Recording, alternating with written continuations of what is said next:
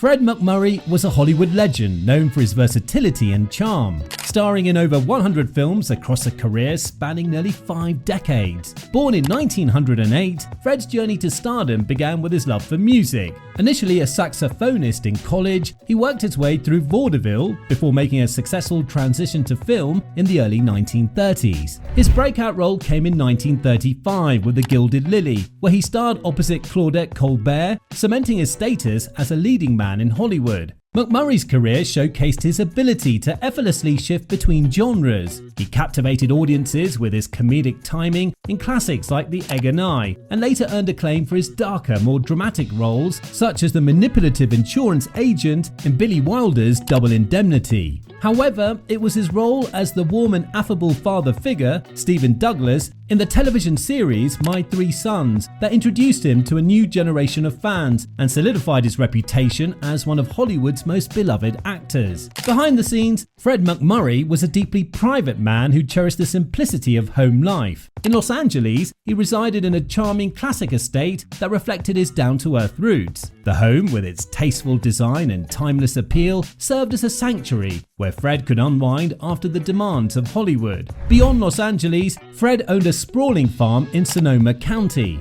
where he indulged in his passion for nature and agriculture. This serene retreat offered a stark contrast to the glitz of Hollywood, showcasing a different side of the actor who valued hard work and rural living. So join us as we take a closer look at the homes that shaped Fred MacMurray's life, starting with his elegant Los Angeles residence and ending with a walkthrough of his picturesque Sonoma County farm. MacMurray's rise to stardom began at 26 when he signed with Paramount Pictures in 1934. Just 2 years later, his career was thriving, allowing him to marry his sweetheart, model Lillian Lamont.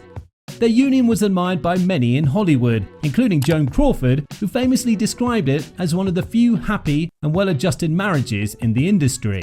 Fred's hard-working nature and prudent financial habits contributed to their stable life together, and he was known for his devotion to family, often returning home to spend time with his children after long days on set.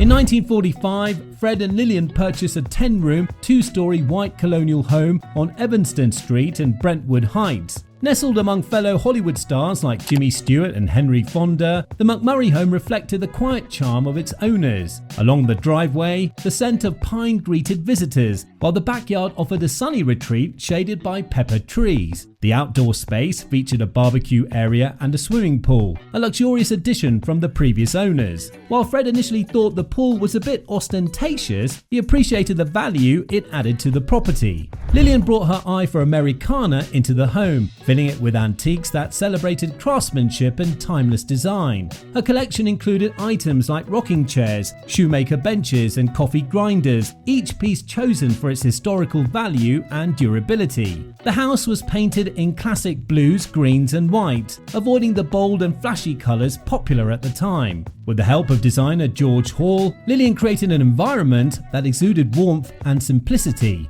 The living room became the heart of their home, furnished with cozy braided rugs, chintz fabrics, and pine and maple finishes, all tied together with practical dimity cotton curtains that were easy to care for. By 1946, the MacMurray family had settled into what they envisioned as their forever home, embodying the values of modesty, simplicity, and constancy.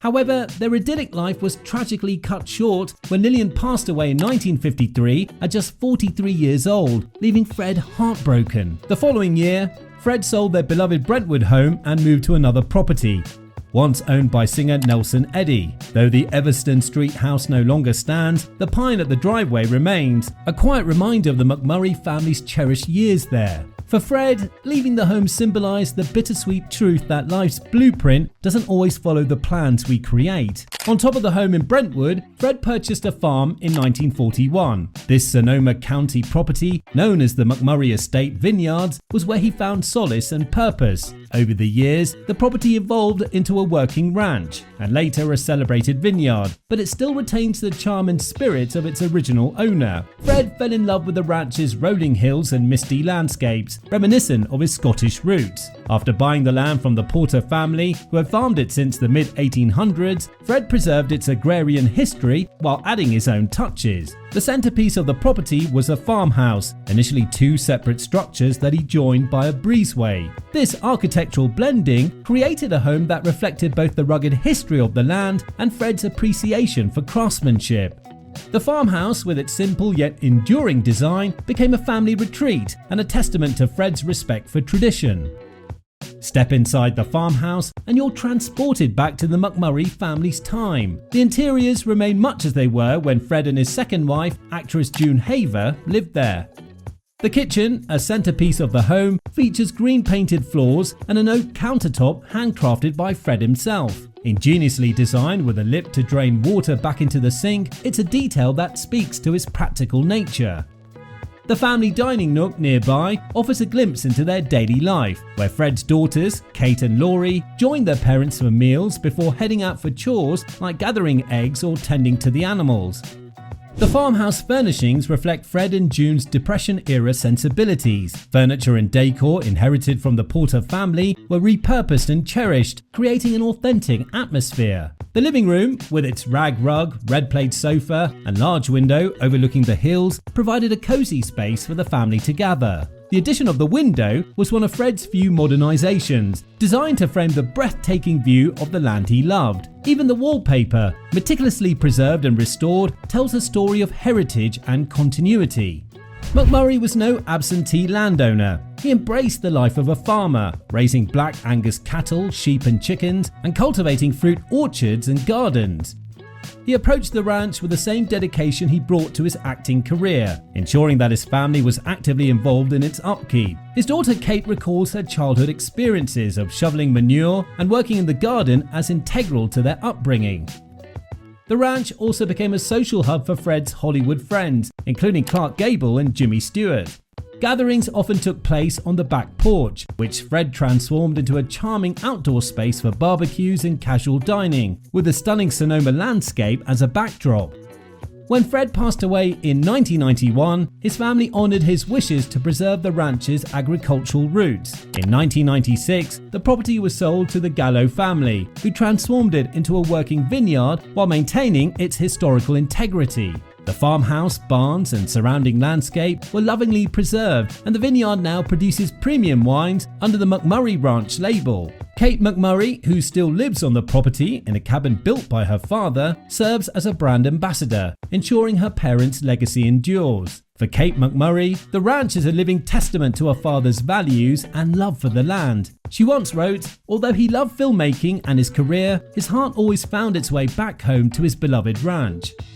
Today, the property stands as a bridge between past and present, a place where agricultural and architectural preservation keep Fred MacMurray's spirit alive for future generations. Fred MacMurray's life and career were a true reflection of the American dream. From his rise to stardom in Hollywood's golden age to his quiet, fulfilling life on a Sonoma County ranch, he epitomized hard work, humility, and devotion to family. Whether captivating audiences in classic films like The Absent-Minded Professor or embracing the simplicity of farm life, Fred left a legacy that continues to inspire. His homes, whether the cozy colonial in Brentwood or the sprawling ranch in Healdsburg, stand as testaments to his values, blending practicality with timeless beauty and preserving his memory for generations to come.